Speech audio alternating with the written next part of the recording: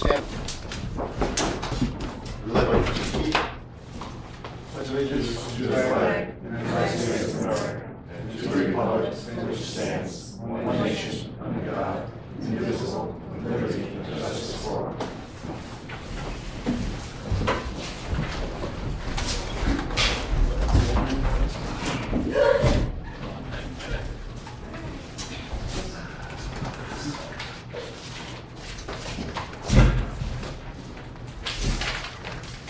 Good evening, ladies and gentlemen. Welcome to the board meeting of April 8th. Okay, just a reminder that if there's an emergency, we exit the rear of the building. Go to the parking lot. Please stay with your vehicle. It was so directed by the emergency service personnel. Also, this is a non-smoking building, so if you must please go outside. Tonight, there are three parts to this meeting. There will be the budget hearing, the annual reorganization meeting, and then the regular village board meeting. After the budget hearing and the annual reorg meeting, there'll be a 15-minute recess at that point in time, and then we will continue the meeting. Village clerk. Yes, good evening, everybody. Just approval of the board meeting minutes of March 25th, 2013, please. Motion to accept is presented. Motion. Second. Second. Any additions, deletions, changes? All in favor? Aye. So carried. Public hearing on. Okay. Notice is hereby given that a public hearing be held on Monday, April 8th, 5 p.m. in the municipal building, 14 Baker Street, Patchogue, New York, by the Board of Trustees of the Village of Patchogue, to review and approve the proposed budget for the Village of Patchogue for the fiscal year 2013-2014. At said public hearing, any person interested will be given the opportunity to be heard. This year's budget, the total budget is $12,919,737.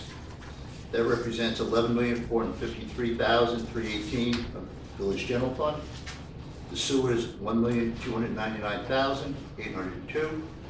And the business improvement district is $166,617. This represents an increase of 3.61%. The 2% tax cap had allowed us a budget increase of $152,000 in spending. We exceeded the cap by $191,000. I'm just going to go through some of the parts of the budget that created this increase. The bond payment for 380 Bay Avenue started this year is $137,812. Last year was interest only of $21,267. Reduction in tax revenue from the reduction in assessed valuation. This was caused by, once you start construction on a project such as the Tri-Tech development at the Four Corners, the Claire Rose development, those properties are brought down to vacant properties. There's a reduction in their assessed values. That created a $75,281,000 reduction in assessed valuation. Increase in pension of $91,093. I'm going to ask Treasurer Krozik to continue and go through his comments as it relates to the budget and how the budget was formulated and why we're at the point we're at and what the projections are. Krozik? Good evening. How's everybody tonight? I just want to start off by telling everyone, what goes into the budget and how we go about it. Basically, Andy goes out to all the department heads and asks them to give them a budget of what they want. Okay? We sit down, Paul and I and Ann, trustees, what have you. When we get done, it's what they need is what they get. They don't get what they want. So if you think that everyone has a free hand, if they want this or that, they don't get it. We're very, very cautious about that. Okay. As Paul said, the 1290.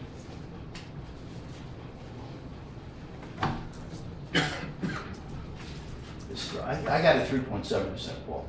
0.7%. Okay. About $68 a household. And it is, you have to shoot 1 second. $68.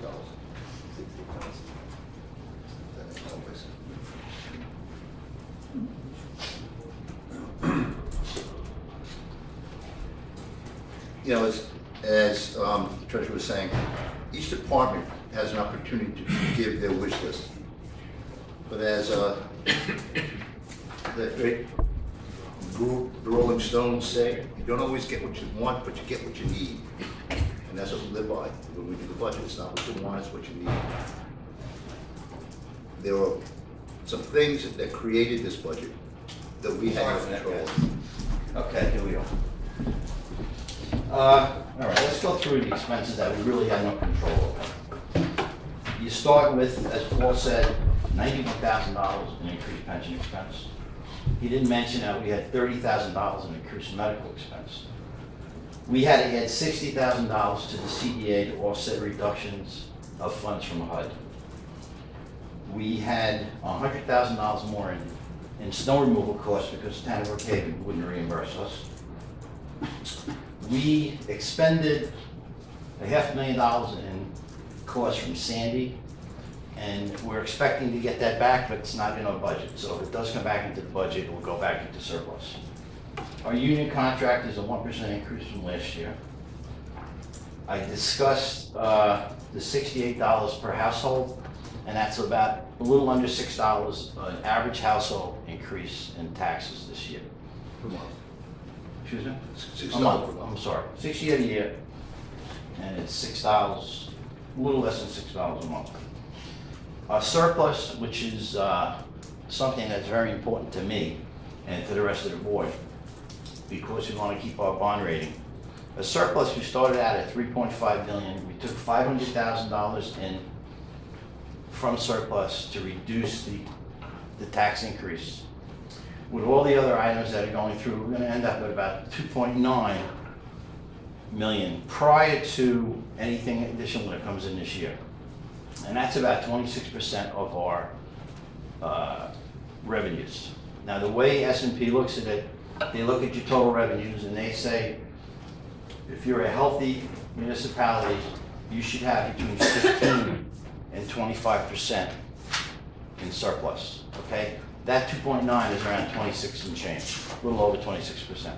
That's a very healthy surplus. I know municipalities that don't have surpluses in this day and age because of the economy. We think we're gonna get more money in, so hopefully we'll be up to 27 to 28% by the time the year is over. But we are in very good shape with our surplus. Thank God, because we're able to use it. And I think over the next couple of years, we're gonna need to continue to use our surplus. And as I said, the FEMA money that we're expecting will go right back into surplus. That should be available to us next year. We did have increases in costs in code enforcement, but we are looking at other avenues. You're gonna hear tonight, Jack Krieger's gonna talk about putting some parking meters in town, and that those income items should increase our bottom line and should help offset some of those code costs, and that's basically where they go, those costs. Reduction in tax revenues, we had a $75,000 reduction. Claire Rose in the Four Corners because they're off the books. Our assessed valuation right now is at $52,187,000. We're down 100 and some odd thousand from last year.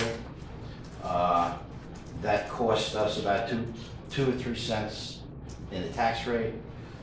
Every $1 million in assessed valuation. So as Tri-Tech goes on, as these other communities, condos go on the tax roll and they start paying taxes, every $1 million of increased assessment is going to reduce our tax burden by about 24 cents, our tax rate. We had, Andy, what do we have, about 13 condos closed and go on the tax roll this year? From the Claire Rose property, Right. yes. Yeah.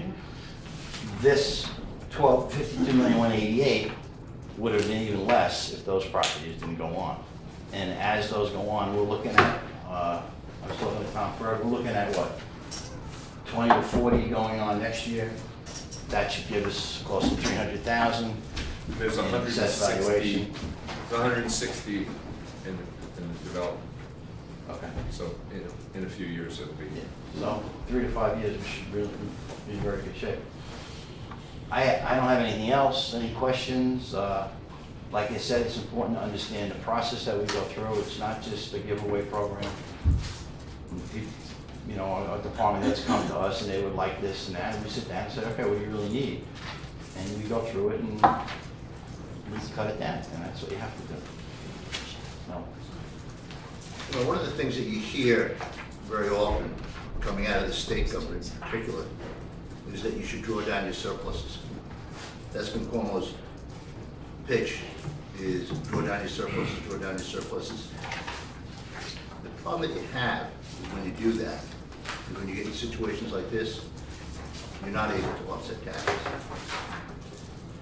When we came in, this administration came into office in 2004, we had about $250,000, $300,000 in surplus, and our bond rating was a little above junk bond.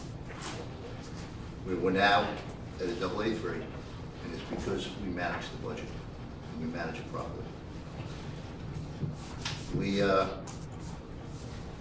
The $500,000 that we expended for Hurricane Sandy, and that is primarily all cleanup money, does not include the Mascot Dock. And the approximate cost of reconstruction of that is between $750,000 and $1 million. And we haven't gotten from FEMA what they will reimburse us for.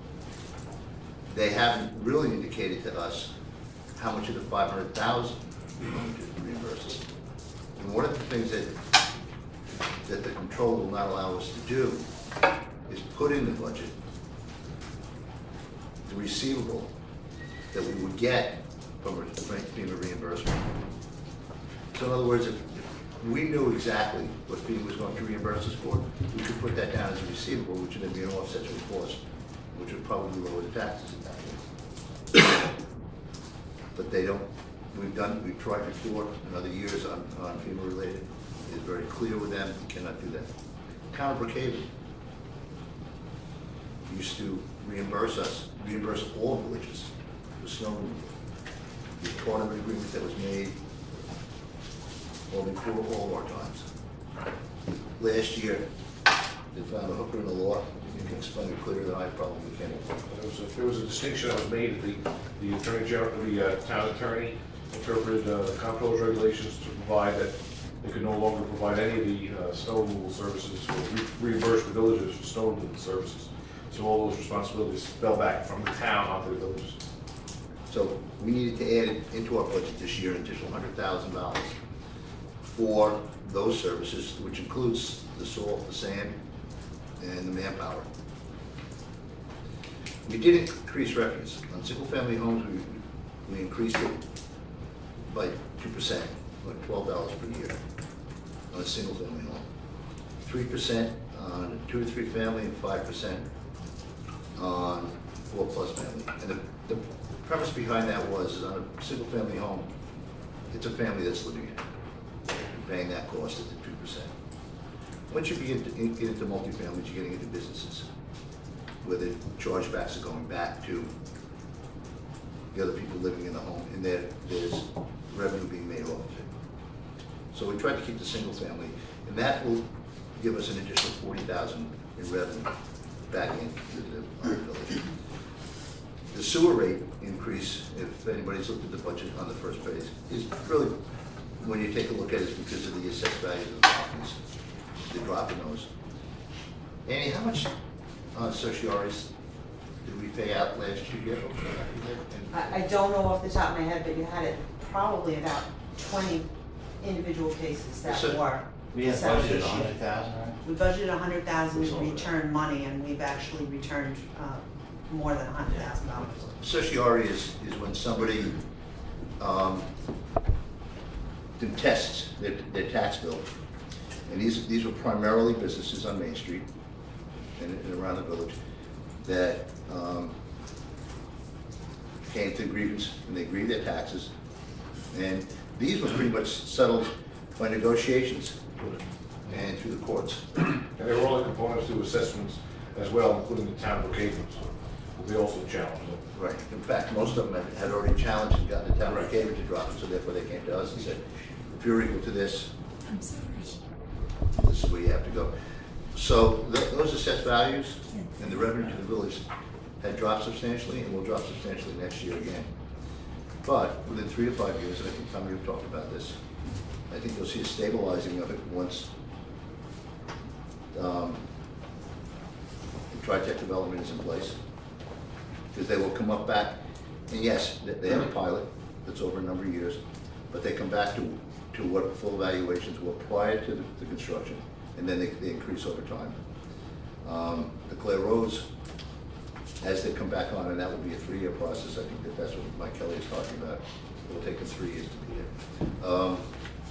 Before we go to the public, any questions for Mr. Corlett from the board or myself? Yeah. Ron, one of the items talks about surplus and our AA3 Yes. rating.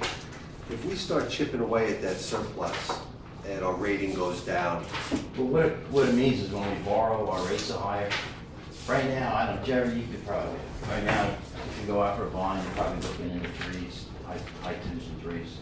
Okay, If your rating goes below an A, there's a lot of different ratings. Below an A, you're probably talking another 50 basis points.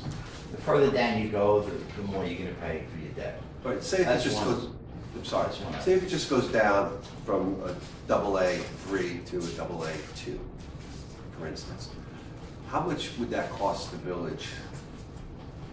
Is there any way to figure that? Well, it goes the other way, it's AA3 is low. I'm sorry, AA2 I'm sorry, you're right, I'm sorry. If it yeah. went back to a B, I mean, If it it went depends back. what we're gonna bond, going down, Yeah. down the road. I mean, I don't know, on $1 million, I couldn't tell you right now, 50 basis points on $1 million.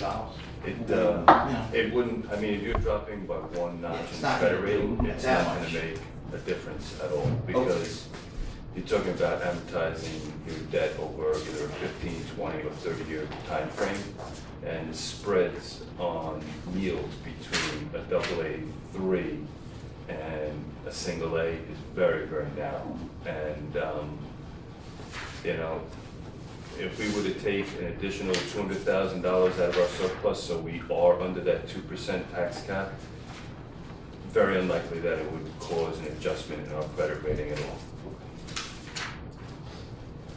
You get down into the Bs, then you're talking your problems. And that can happen. I mean, we made an agreement with S&P that we would stay, you know, over 20.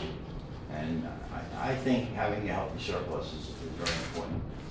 I know do too. if I you mean, took but it's 200 something off, that, but I you know, think it needs to be managed, and, I think you you need to have know, that I think surplus. if we're able to take some of that additional surplus and stay within that 2% tax cap, I think it would be a prudent thing to do.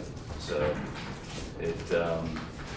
Well, you know, we're talking about a difference of $191,000, and I think it's an achievable goal. The only I issue think that there's too have many, with that- there's too many ifs about what's gonna happen in the future. That's the problem we all live with. I don't wanna be in a position where I take another 200,000 out this year, and then next year I have to do another 700,000. I think that'd be very imprudent. I think we bite the bullet. I think within a couple of years, this trend's gonna go away, it's gonna change. It's gonna be a positive trend, our tax increases will be less. I think now's the time to bite the bullet and go from there. If we go to 700,000, that's what we would have to, then again, make up next year's another 700,000.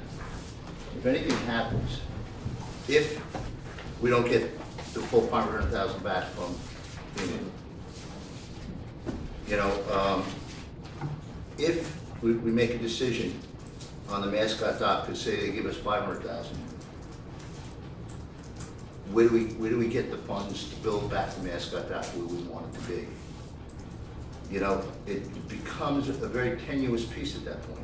And I think that the issue of going to 700,000 scares me. Going to 500,000 bothered me because we were 450 last year, as is we went to 500 this year. 3 years ago, we put 250, you know, now we're sitting at 450, 500,000.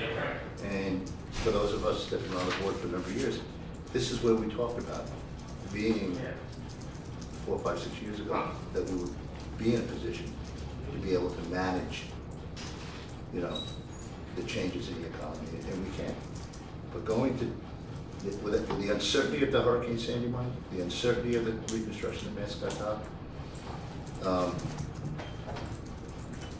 the uncertainty of the economy to where it's gonna go, we're looking at $68 to $70, $72 a year on the average household. $68 if you smoke, guys, that's 6 packs of cigarettes. Stop smoking. Ron, if we have $3.5 million in surplus now, if we were to draw down 700,000, that would leave us at approximately 2.8 million. No, it'll leave us at, right now at 2.9, like 2.7. Okay, so Be 2.7 under million 23%. as a percentage of our overall Revenue. budget. Some revenue. So It'll they be below 25%. And what was it that the credit rating agencies were looking for? They wanted 15 to 25 or better, Okay. and I just like to have that 25 plus. I think it says a lot for us. Yeah, everybody wants more. You know, there's Well- commercials on the TV. You know, I want more. I want more. You know, everybody would love to have more, and we're living in very difficult economic times right now. That's why you we're need all it. well aware of it, and we've done a great job of building up this surplus over the last 8-9 years. And it's got to the point where, you know, now is the time to perhaps put that money back to the other side of the balance sheet. I look at it the other way. I think now's the Well, I time look to at have it, as much we are. surplus as you can. The $500,000. Mhm. Right. $500,000. It's a tremendous amount. And the bank on that will be able to create more surplus next year. And to bank on the fact that we're gonna get the full 500,000 back on Hurricane Sandy. To bank on the fact that they're gonna give us, the FEMA's gonna give us funding for the Mascot Dock. That's a gamble. It's a gamble that I don't know if I'm willing to take. And if we were sitting here with the set of circumstances without the FEMA issues out there, and without not knowing exactly, and my hope is, because there was some indication by DiNapoli on the pension that he thought within 2 to 3 years, I think it's 2 more years, you get away from the 08 numbers, that pension will start to drop. Once those pension numbers begin to flatten themselves out. I mean, what did we, I think we, $300,000 in increases since 2010. Yeah. Another Yeah, a lot of that's 210 directly related to back. the conditions of the market. We're all well aware of that, and Yeah. who knows exactly what's gonna happen next year and how that'll impact our increases, but hopefully it will subside a little bit, and, you know, perhaps I'm not suggesting to take the full $700,000 out of surplus to get us there, but I think we could reach a little bit deeper than the 500. One of the questions that I had, Ron, and an additional question that I had was, within these, a contingent account, let's see, it's, I guess, on line 1990, is it? Let's see. You know, it's always good to have a little bit of money to use for whether it's appraisals or studies or reports or, you know. In the fiscal year of 2012-2013, we used $3,039, and we're budgeting $100,000, roughly a $97,000 increase. Is there a way in which we could pare that down, say an additional $50,000 to maybe use that towards that 191 number? Give you an example, the tax certiorari, we budgeted 100. I venture to say it's closer to 200 is what we actually paid out. So that's why you need those contingencies. Can I, Jerry? Sure. Sorry. Actually, last year, it was a $100,000 budget for contingency. What's left as of the time I did the budget is $3,000. So So we I've went to actually 97. transferred $97,000 during this Out of year that, out so of that not, contingency. we didn't spend 3,000, we spent We had 3,000 97,000. left of the 100,000 that was originally So budgeted. why is that for the certiorari now? A good portion of that was for the certiorari charges, because I believe we budgeted 50,000 initially for certioraries, and we're over 100 now. Right. If I may, Ron, I think it's important to look at this from the perspective of, we're $490,000 short on day one. Okay, we got $137,000 bond payment, which is a recurring payment, it's not one time. So we're gonna get hit with that year after year in the future. The $75,000 reduction from assessed valuation, that may go away next year. the $91,000 from pension costs is a recurring expense for how long, we don't know. Another 30 from medical, that's gonna be back. So, I mean, I'm not sure about all the individual items, but we're close to the $500,000 short, day one. I mean, we're taking money out of our savings account, which we fortunately put into it in years past, to cover a deficit. I mean, we're not like having a surplus. You know, if we did go Jerry's way and we said, let's clip this $92,000, what would that do to the tax rate? What was that? What would it do to the tax rate? We're talking about $68 a year for a household. How much does it mean? If we do $192,000, what does it mean to a household? Still gonna be over 3%. You know, Still gonna be between is 3 and, you know, 3.2 maybe, you know. So the household will go down to $50, I don't know.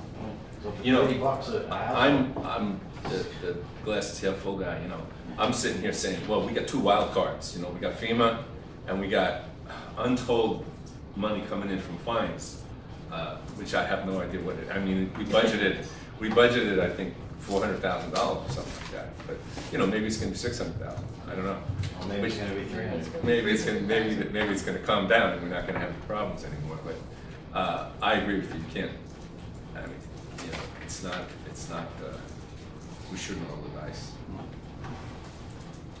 Ron, what's the situation of mortgage taxes in the village? Right now, Andy, what do we budget for?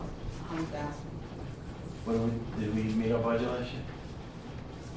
I think we were short a couple thousand, it's close to 100,000. Say, So, 8 years ago, Andy, what, oh, Got about 375,000. 350, 400,000 maybe. Interest? Increased? Interest. 70, no, but Yeah. interest 7, 8 years ago on money? Oh, yeah, you know, you're making 5%, now you're making 1 if you do it. I used to weigh about 15 pounds lighter and had a lot more dark hair. That's true. All of us. In your business, it's amazing what it can do to you. So you go to the gym and you try to get back to where you are. I look at it, you know, as far as the surplus goes, that future administrations are gonna thank us for being prudent with our money and keeping it, unlike, like you said, when we got into office in 2004, We all can. we all Yeah, no surplus. experienced that, you know. And a lot of villages and towns, as you mentioned, have no surplus or are, it seems to me that once you dip into it deeper one year, it becomes easier to do, and next year, next year, next year. And to solve the problem that way, at $68 a household, as you mentioned, it's $6 a month. I know that things are tight for people, but I think to keep the village, you know, at a level where, you know, we're not dipping into our surplus and keeping it there, you know, rainy day stuff. And the mayor just handed me a note because I asked him a question, and the village of Babylon raised their taxes 9.6%. Bellport is at 10.9. Yeah, I think so. 10.9, and Amityville 13%. And they still won't have a surplus to speak of. No more Yeah. have surpluses. They Well, don't have a I think surplus. Babylon has somewhat of a surplus, but I think Amityville's down to pretty much nothing to say with, I know Belfort. You know, if everything stays the same, and we're doing the budget for 2014, 2015, we're $500,000 involved. Because all of these expenses are recurring. Almost every one is a recurring expense. I mean, we need the economy, we need the housing to develop, you know, we need to recover. I mean, even if the economy recovers, we're still 500,000 in the hole here. But it's gonna take some time to get Yeah. the income and the outgo where it needs to be. You know, one of the things that we were able to do, and we moved from sewer surplus because of the bill passed by former Assemblyman Murray.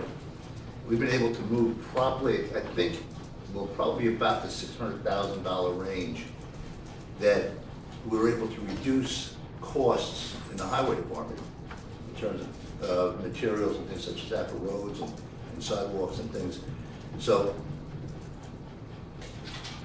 we really kind of manipulated some things because of some other things we have done. Now that $600,000 or $700,000, we're gonna spread over 2 or 3 years worth of work. So it's not gonna be one of those things where all of a sudden we're gonna make up that $600,000 next year in the budget, because it's not that. We will manage that $600,000 or $700,000, and we'll be able to determine that. I can't give you a hard number right now. We don't have that hard number. Is it September 19th? Right, correct, yeah. On September 19th, we'll do the last transfer of whatever that 40% of whatever we have in those surplus funds over into a capital improvement fund that will then be budgeted out over a number of years to do Cedar Grove paved, Ms. Prendergast? Yes. Paved Cedar Grove. But to be able to pave many of those streets that we have that are in deplorable shape, to finish the sidewalks to school program, that one of the ones, Mr. Green and Mr. Keys that we talked about is coming down Bay Avenue. He's running sidewalks down Bay Avenue. But that is because of a budgetary thing that we were able to get through the legislature. And we were able to get it through. We had one other guy tag on to us after we got it in place. So fiscally, we're in pretty good shape, even though you're looking at 3.69, I think you said, 3.7%. And like I said, it's $68. If you smoke, if you go to McDonald's, you know, just don't go there once a month with it. With a single-family home that's connected to our sewer district, what does that increase look like for the people that reside, say, at either Bay Village or perhaps Copper Beach? One of the things that, I don't know if you saw in the paper the other day that the county has released $30 million worth of sewer funds. We've been making application to them because we're going to be doing south, down on Sunset, that whole area, for about $250,000 to $300,000 to be able to do two things. Come up with a flat cost instead of, right now, if you're in the condos at Copper Beach or the condos at Bay Village, the Riverviews, they get charged as if you're a business. It's entirely too much money. Right. So what we're looking to do, and I've asked H2M, and they've come up with a way of budgeting it. So, and I've said to them, the cost to a household for a sewer fee on a yearly basis should be no more than one pump. But the average household in Patchogue does, which a pump accessible maybe once a year. And they shouldn't have to be paying any amount greater than that.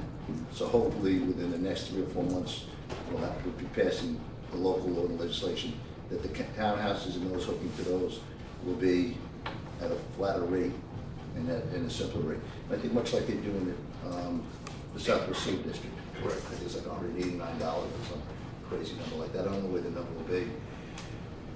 But more importantly, we have and will be. The question was not the connection cost, because connection cost was No, not the county. no, not the connection cost. So I'm talking about the monthly, Yeah, the yearly usual fee. fee. That actual fee that we pay on a yearly basis. Just so you know what's coming down the road is we have $1 million grant from the Dormitory Authority, and we will be taking $800,000 out of surplus. And we have a grant going into, like I said, into this fund that the county has to do Sunset. If you've never been down to Sunset and Mapes after a storm, any kind of storm, Billy, you've been down there a number of times. You know, you live down that way. The average household has 8, 6, 7, 8 cesspools. But we'll be doing the road raising, running sewer lines in, looking at homes into our sewer system. And when we do that, we do exactly what Jerry's talking about. Let's give us stabilized numbers, so somebody knows every year, I'm paying $233 for the right to hook up to the sewer, which increases the value of their home, and obviously takes away that issue of emptying the pool. I talked to some people that they pool 4 times a year, but they empty all of these small pools that they have. So We're actually looking into that very, very clearly, because it is a problem. And I've had people come to me from, most especially Copper Beach and Bay Village, about that cost. And just one last question, Mr. Mayor, and Ron and Andy, I really appreciate your efforts. We're budgeting roughly an additional $100,000 for code. Is that for man hours? What is that? Yeah, that's man hours. What is that actual money going towards? Men and hours. Primarily, isn't it, Andy? Yeah. Yes. Yeah. Salary. Yeah. And that's really it's coming off of where we're at this year. Any other questions by the board? Public? No? Thanks, Ron. Thank you, Ron. Thank you, Graham. Well done. Josephine Miller, 276 West Avenue. At the March 25th Village Board meeting, Trustee Berg mentioned that we had lost significant assessed valuation due to homes that were damaged by the storm, businesses, Claros, and Tritech. When can we expect some revenue from Tritech? They should be done with their project by this time next year. That means they'll be back on the tax rolls the following year. Now, what about the 15-year tax abatement? Right. So do they have 15 years on village taxes also, or is it, the It's all taxes are taxes. reduced and then they Well, program? what happens is when they immediately come back on, they come back on at the number that those properties were taxed before. And then they build after that. It's 5 years, it's 15 years on the residential and 5 years on the commercial portion. The commercial portion within 5 years will be back at, it'll be at 100%. Can I just ask a question, maybe something just popped in my head, is that, you know, we raised the budget, or we're increasing the budget. Are they going back to the original assessment without any increases, or do they get affected by these increases? They get as well? affected by these increases. What'll happen is where their original assessment was at, whatever that value, this tax rate will be applied to that value. So therefore, then they will go up. So when they do come back online, it's not what those properties were assessed at No. prior to? No, it's the value, the value of the property is there, but not the income that we'll get will be based upon what our Right. tax rate is today, So they get $12.90, $100 assessed Right. valuation.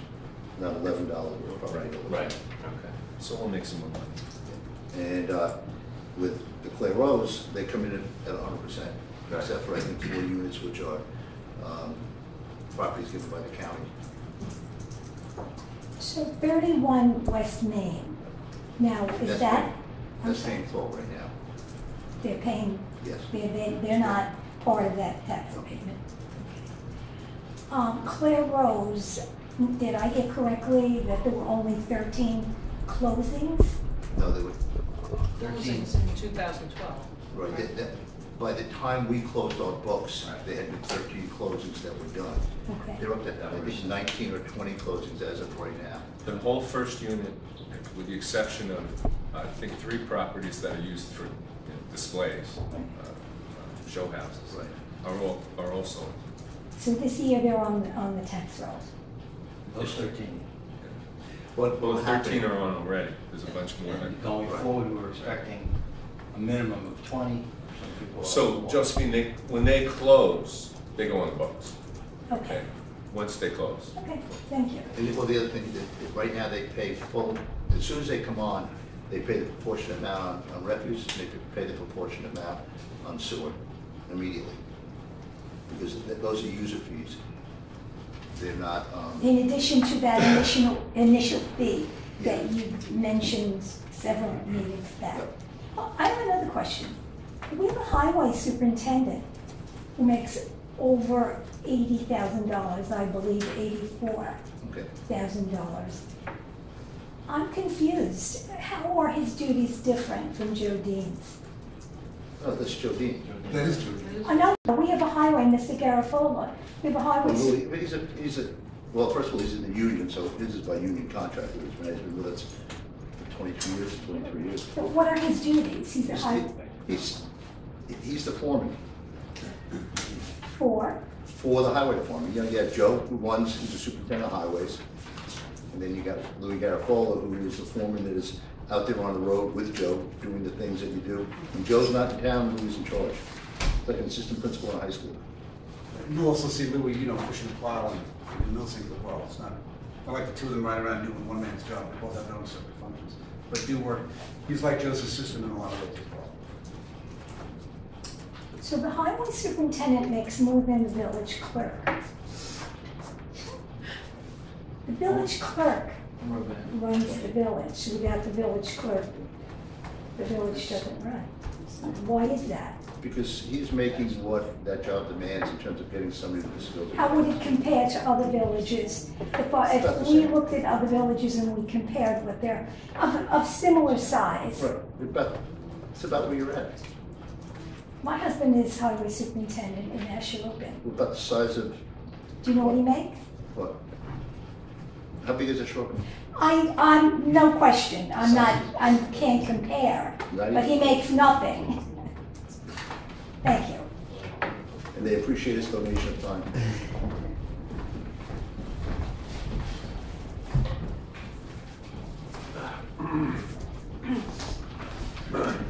Good evening, Mr. Mayor and trustees. John Bojack, 8 Knoxon Street. I have gone over this budget a couple times, and it would be good if I had some clarification about some of it, because actually I've heard some questions answered in my mind by others who appeared before me. In this budget, just so I understand questions, we have an adjusted budget and a tentative budget. So which of the two lines or columns is controlling as the actual amount that's going to be spent? Right? Yeah. And the adjusted budget is this year's budget as it appeared at the time we presented. The tentative budget is what we are proposing for next year's budget. So that's what's being voted on? Correct, the last column. The last budget. column, okay, Yes. all right, so that's somewhat helpful. And secondly, this budget's got a sewer district inside it and a regular general budget. And I'll just use, I'm gonna use you as an example, Montgomery. So your salary is $28,000 under the general budget. But there's another line in the sewer district. Is it 28,000 with a subsidy from the sewer district, or you get a sewer district on top of that? Yeah, it's just a shared responsibility. I have responsibilities that go to the sewer district, and responsibilities that go to the village, and they allow you under municipal law to split those salaries. Joe Dean has the same thing. A portion of his salary comes out of there. Part of Louis' salary, part of many salaries where the job requires you to do certain things for the sewer district. So that's. Oh, okay, but my question is a little bit this way. $28,000. Yeah. That, and some portion is paid by the sewer district? That's all you make, the $28,000? No, $36,000. $36,000. That's the case with all the trustees as well, right? They get. They get $12,000. Not the same amount of money, But a but. portion of their salary is split between the sewer district and. So this board is essentially a double trustee board. One for the sewer district. No? This board does sit as trustee for Right. the sewer district, correct? Right. I guess that's how you can look at it. Does sit as trustees for the Right, so sewer district. that justifies the line in the sewer aspect of the budget for the salaries. Right. Right, Contracts. it gets about 7,000, whatever it is. and Contracts for, just get into the minutia of it, the out-of-district connections, when contracts are drafted, they're signed both by the board of the village trustees, but also as the commissioners of the sewer district. So they sign it both, came from when the village board originally purchased this private Patchogue sewer company in 1926. Okay. I just want to run some other questions then. I see we have about $600,000 to $4,000 for the ambulance contract. I know in the past that actually it's the trustee Hilton who's raised the issue about Medicaid reimbursement. Was that ever acted on? Or, We're working on that. It's very complicated. It's extremely complicated because of the billing. Because of the billing and the fact that it's split between the town and the village. So you gotta get the town to help us, to agree to allow us to go forward with that. And I'll tell you, we should probably cut that thing down by 2/3. It's gonna be realized. It's gonna be realized. I would Well, imagine. that's, if you can cut down 600,000 by 2/3, that's a big realization. Yeah, we've inquired, I've worked with John Rocco on this ongoing. The billing aspect of it is extremely complicated. You don't want the EMTs to be also doing billing when their job is EMT. So typically, they get a third party that does the billing. And you have to have agreements with the hospitals that they'll sign off on whatever you bring in, so you end up getting, the approvals on each bill is just, not just by the fact they come to your door, pick you up and bring you to the hospital. You have to get the hospital to sign off, you have to sign off, so it's not a simple process. I wish it was. But there's several models out there that are very well done, of which we hope to mimic. You think maybe by next year? $400,000. Yeah, oh, I know, it's huge. one of my wildest dreams. I'd love to do that. Okay. Because when you take a look at the cost of an ambulance vehicle, you're looking at almost $300,000 per vehicle. It's incredible. And they're at the point now of doing 2,600 calls a year. They're tremendously, they do, 8 times the number of calls that the fire department does. The fire department does, 350, 400. These guys are doing 6 times that. Okay, I understand that that's what the ambulance company does. I'm gonna blunder along here asking questions. They may sound stupid because I'm not really aware of all these things. In looking through the budget, it looks like it costs us about $1 million to pick up garbage in the village. On another line, it looks though that we are collecting about $2 million for garbage in the village. Is that accurate, or have I missed that amount? Okay. I don't like to say anything until Yeah. somebody looks my way. sorry. The 8160, which is the department that you're probably adding up with the salaries and the engineering or whatever's in there.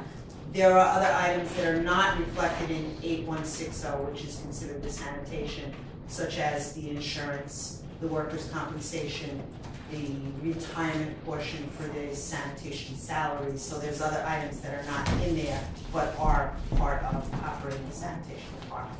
But is there an equilibrium? Is there a cost? It's relatively close. We do try to average it out, figure out how much of insurance is going towards the sanitation vehicles themselves, how much of the tire budget goes on the sanitation vehicles. Okay. So, Now, at the risk of not having my garbage picked up, I know that you thought about contracting out this service.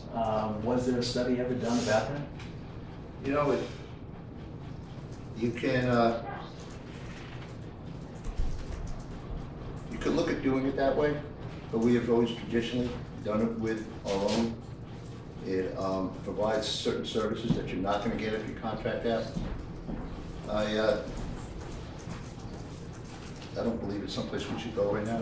It'd be up to the board if the board wanted us to. We've talked about it, but it's nothing that we've gone forward and done any real research on.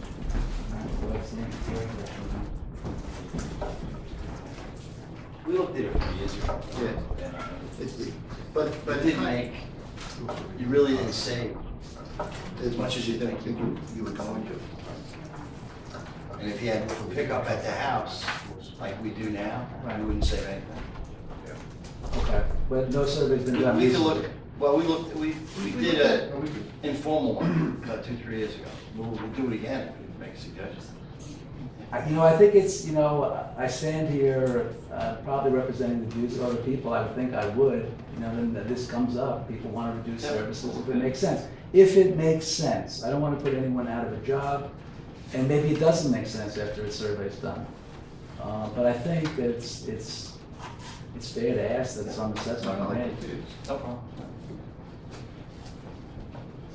Also, getting to revenues, just I want to double check things. Under franchises, it's $200,000, I presume it's the Cablevision contract? Yeah, Cablevision, so forth.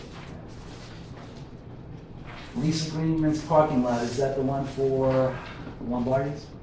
The Lombardi's, and I think that's the only one, but don't we have a lease agreement with the one on, where the old 7-Eleven was? No, You know, right no, around there? that's now our parking lot. Do we have title to that lot? Yes, Oh, okay.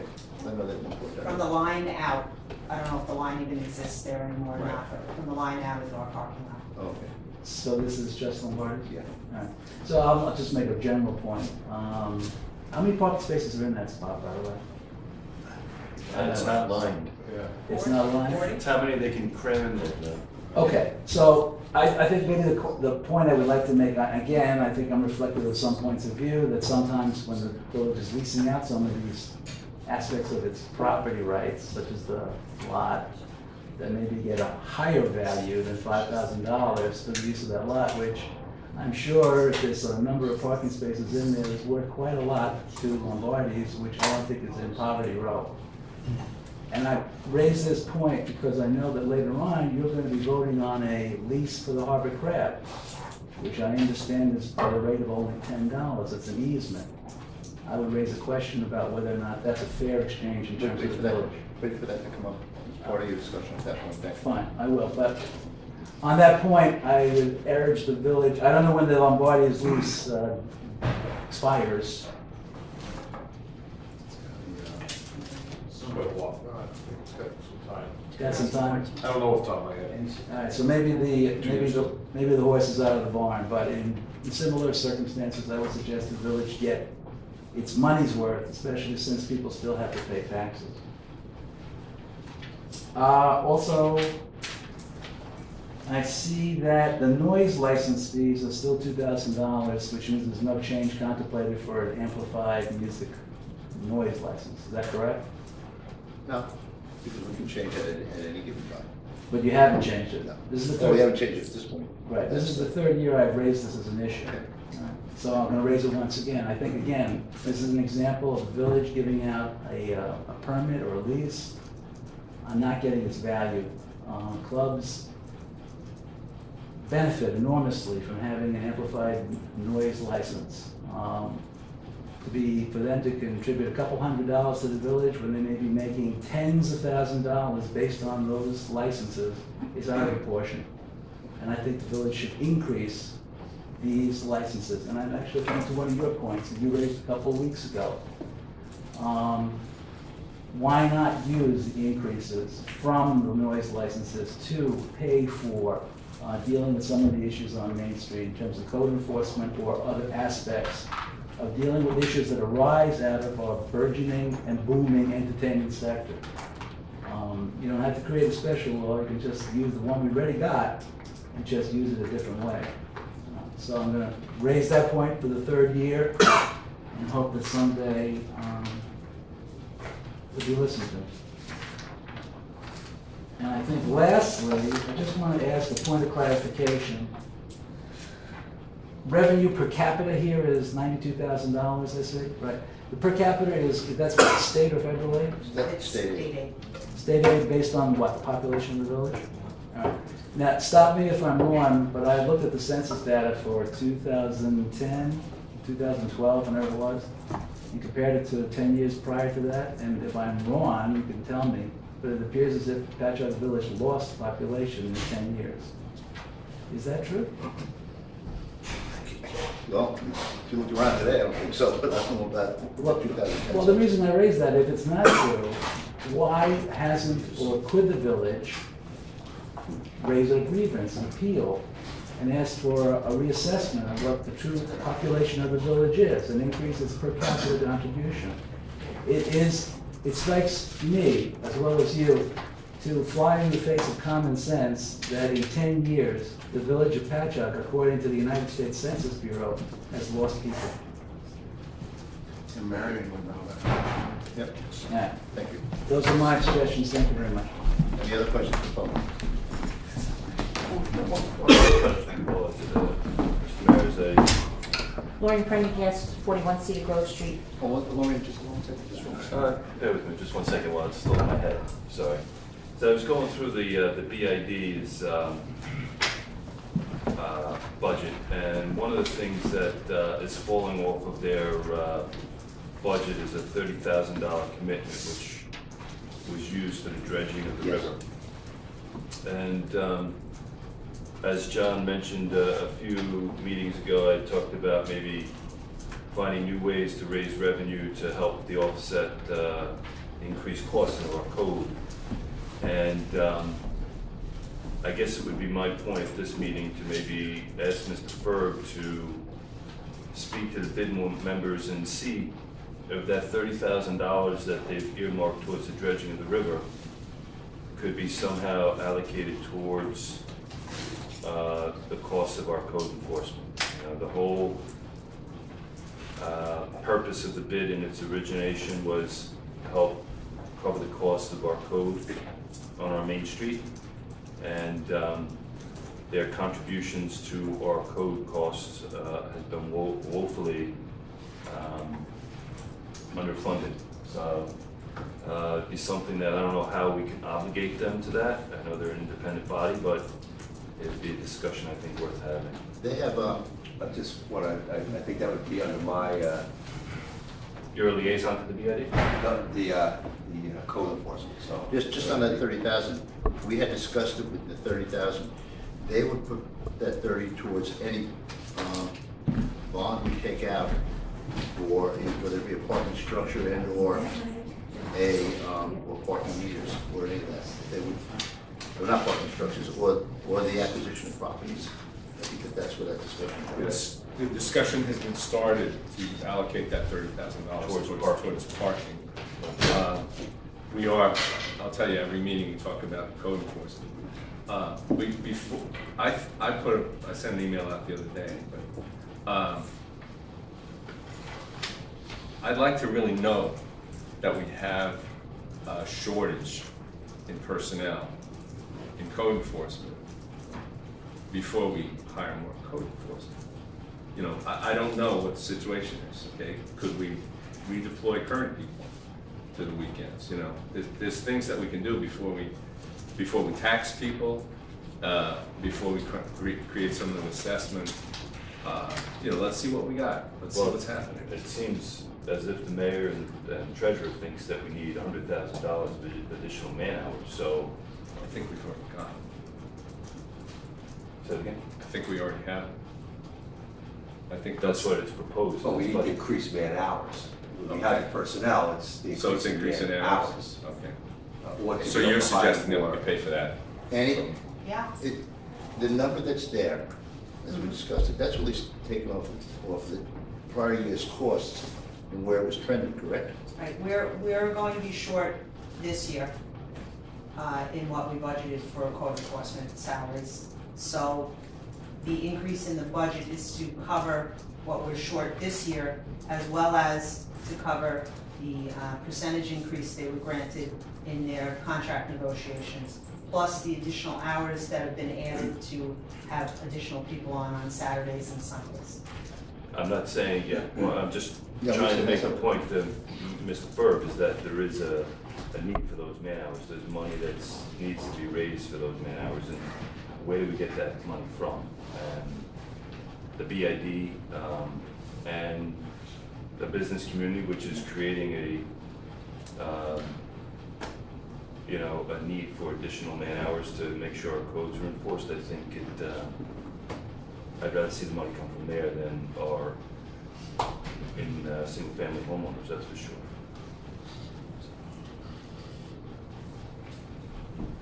Bring it up, Joe. Meetings tomorrow. Thank you. Lauren Prendergast, Cedar Grove Street. Where is the money reported on the budget that comes in from the CHIP allocation from the state for roads? Where is that? Reduces expenses. I know, but do you show it, does that come in like as revenue? It's not in the, you won't see it here because it's part of the capital fund projects. Mhm. So there is no budget, that's the money that comes in, is the money we can spend. So this year it was 145,000, I believe. and we have spent that $145,000. Okay, but the money for, you know the amount that's coming in for 2013-14? Is, as far as I know, it's gonna be the same, it may be a little bit more, but the state budget hadn't passed at the last NICOM meeting that I was on. Okay, So so- we're figuring 145 again. So basically, we don't put that 145 in the highway resurfacing budget because we're going to get that 145 from the state through CHIPS. Okay, thank you. Any other questions? Motion to accept the budget as presented. Motion. Second. Second. All in favor? Aye. Opposed? Opposed. So carried.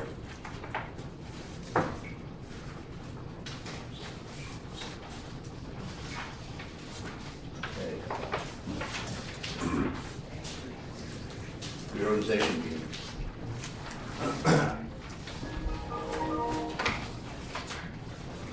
Mayor's appointments.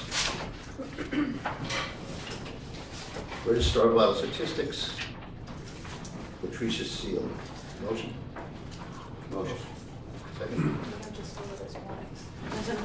Resolution. Yeah, we can do it as an omnibus resolution for all. And I'll just go through very quickly what they are. As Registrar of Vital Statistics, Budget Officer, Elections Officer, Tax Receiver, Signatory for Village Checks, Deputy Village Clerk, Deputy Registrar of Vital Statistics, Alternate Registrar of Vital Statistics, Deputy Village Treasurer, Acting Village Justice, Prosecuting Attorney, Alternate Prosecuting Attorney, Assessor, Village Historian, and Marriage Officials.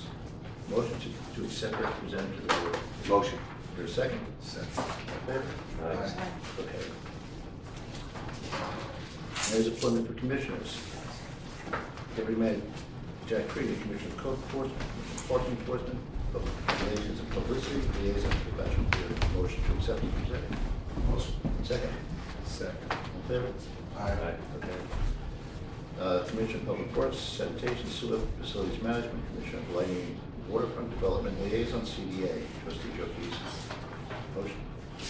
Motion. Second. Second. All in favor? Aye. Trustee, Liaison for Chamber of Commerce, Trustee Gerald Green. Motion. Second. Second. All in favor? Aye. Commissioner of Building and Housing, Commissioner of Major Projects, CEO to the bid, Trustee Tom Furley. Motion. Motion.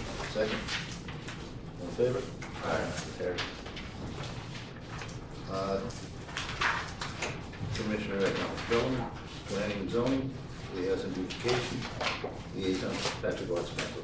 Trustee, motion? Motion. Second? Second. All in favor? Aye. Okay. Commissioner of Parks and Recreation, Special Events, Support Services, Trustee Hill. Motion? Second. All in favor? Aye. Well, you can't vote against. You can't vote against. Appointments, Planning and Zoning and Architecture Review Boards. Planning Board, John Rocco, Chairperson, Eva Luguski, Patricia Kelly, South Police, Nick Greco as a new alternate, and Joe Mazzel, Planning Board Council. With all. Rocco's is a 1 year as chairperson, and the rest of 2 or 3 year terms will starting, except for Zealous is 1 year term. Motion? Second? Second. All in favor? Aye. Okay.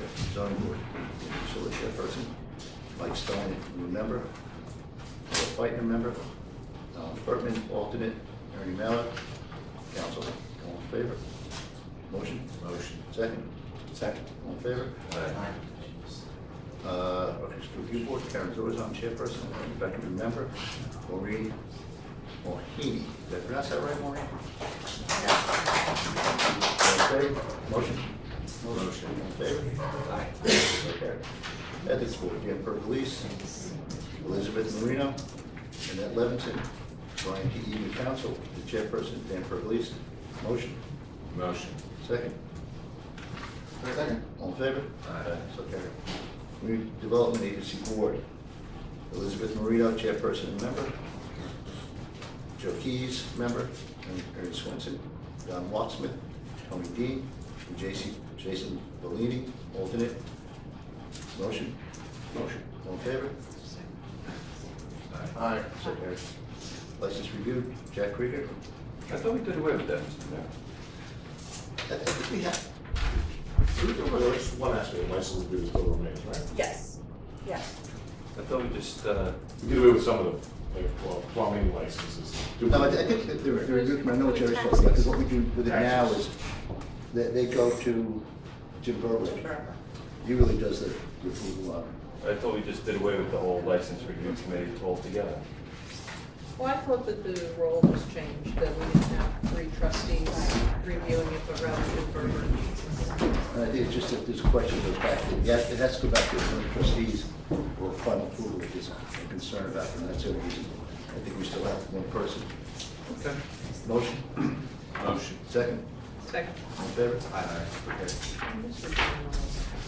Board adopts standards of the New York Rating Organization, New York Board of Fire Underwriters pursuant to local law 17-1984. Motion? Motion. Second? Second. All in favor? Aye.